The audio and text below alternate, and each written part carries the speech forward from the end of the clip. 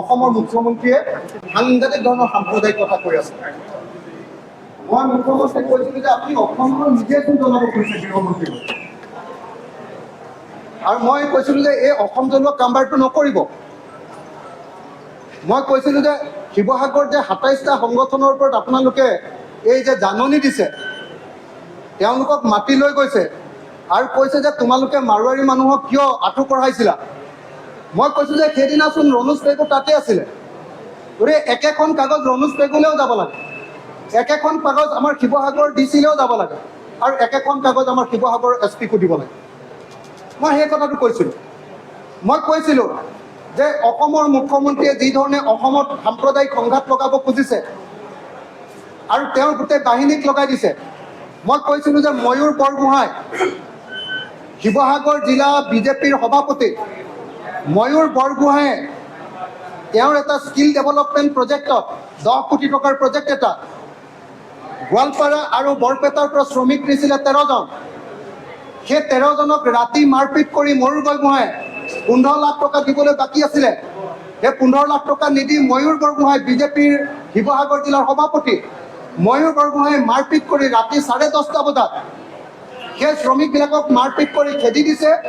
আৰু শ্ৰমিকবিলাকক মাৰপিট কৰোঁতে সদৌ অসম ছাত্ৰ সন্থা জিন্দাবাদ, আছু জিন্দাবাদ, আটাছু জিন্দাবাদ আৰু লাচি সেনা জিন্দাবাদ বুলি চিঞৰি ময়ূৰ বৰগোহাঁয়ে এটা গোটেই উজনি নামনিৰ মাজত এটা সংঘৰ্ষ লগাব কৈছে। মই কৈছিলোঁ যে সেই মানুহজনক কিয় গ্ৰেপ্তাৰ কৰা নাই। আৰু যেতিয়া তাৰ পাছতো অসমৰ মুখ্যমন্ত্ৰীয়ে যেতিয়া সাম্প্ৰদায়িক কথা কৈ আছিলে, মই তেখেতে কৈছিলোঁ যে আপুনি অসমৰ ৰজা নহয়, আপুনি যি মন যায় তাকে কৰি থাকিব নোৱাৰে ইয়াত।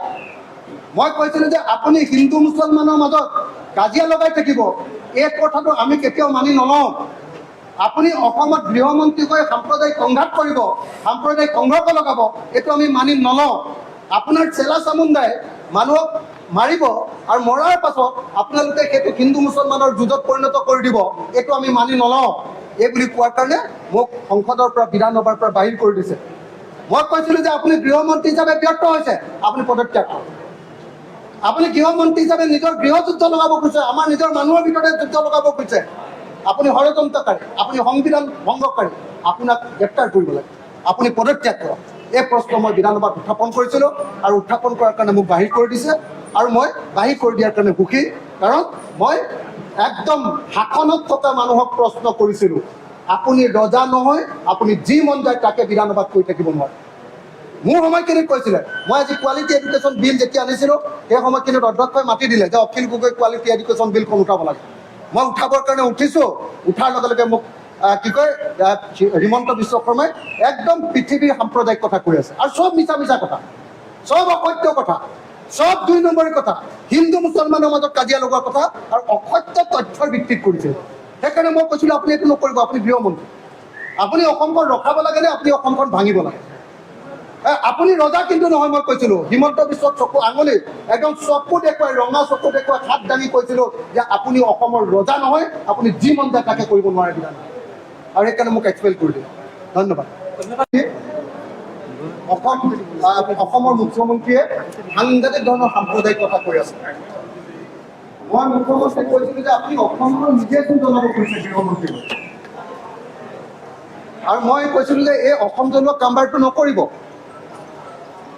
মই কৈছিলোঁ যে শিৱসাগৰ যে ২৭টা সংগঠনৰ ওপৰত আপোনালোকে এই যে জাননী দিছে, তেওঁলোকক মাতি লৈ গৈছে আৰু কৈছে যে তোমালোকে মাৰোৱাৰী মানুহক কিয় আঁঠু কঢ়াইছিলা।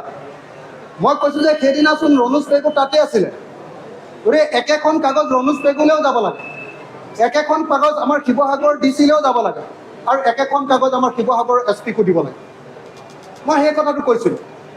মই কৈছিলোঁ যে অসমৰ মুখ্যমন্ত্ৰীয়ে যি ধৰণে অসমত সাম্প্ৰদায়িক সংঘাত লগাব খুজিছে আৰু তেওঁৰ গোটেই বাহিনীক লগাই দিছে, মই কৈছিলোঁ যে ময়ূৰ বৰগোহাঁই শিৱসাগৰ জিলা বিজেপিৰ সভাপতি ময়ূৰ বৰগোহাঁয়ে তেওঁৰ এটা স্কিল ডেভেলপমেণ্ট প্ৰজেক্টত 10 কোটি টকাৰ প্ৰজেক্ট এটা গোৱালপাৰা আৰু বৰপেটাৰ পৰা শ্ৰমিক নিছিলে 13 জন। সেই 13 জনক ৰাতি মাৰপিট কৰি ময়ূৰ বৰগোহাঁয়ে 15 লাখ টকা দিবলৈ বাকী আছিলে। সেই 15 লাখ টকা নিদি ময়ূৰ বৰগোহাঁই বিজেপিৰ শিৱসাগৰ জিলাৰ সভাপতি ময়ূৰ বৰগোহাঁয়ে মাৰপিট কৰি ৰাতি 10:30 বজাত সেই শ্ৰমিকবিলাকক মাৰপিট কৰি খেদি দিছে। আৰু শ্ৰমিকবিলাকক মাৰপিট কৰোঁতে সদৌ অসম ছাত্ৰ সন্থা জিন্দাবাদ, আছু জিন্দাবাদ, আটাছু জিন্দাবাদ আৰু লাচিত সেনা জিন্দাবাদ বুলি চিঞৰি ময়ূৰ বৰগোহাঁয়ে এটা গোটেই উজনি নামনিৰ মাজত এটা সংঘৰ্ষ লগাব কৈছে। মই কৈছিলোঁ যে সেই মানুহজনক কিয় গ্ৰেপ্তাৰ কৰা নাই। আৰু যেতিয়া তাৰ পাছতো অসমৰ মুখ্যমন্ত্ৰীয়ে যেতিয়া সাম্প্ৰদায়িক কথা কৈ আছিলে, মই তেখেতক কৈছিলোঁ যে আপুনি অসমৰ ৰজা নহয়, আপুনি যি মন যায় তাকে কৰি থাকিব নোৱাৰে ইয়াত।